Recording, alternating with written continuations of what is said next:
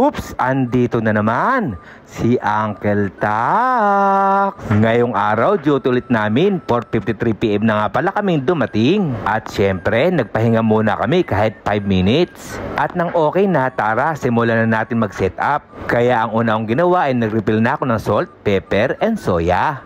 Ang sunod naman nito ay pupunasan ko na itong mga sopa. Alam nyo naman, tatanggalin ko lang dito yung mga alikabok at mga buhok. At para sa ganun, pag umpo yung guest, hindi nakakahiya. Ganito lang madalas yung aking ginagawa pag duty ako at dumarating. Pero sa gabi ay napaka-busy namin. Pero ayos lang naman, at least may sweldo. Bago nga palang lahat, malugod akong bumabati na isang magandang araw sa aking barangay. Barangay Cabuca, Cabanatuan City, lungsod pa rin ng Nueva Ecija.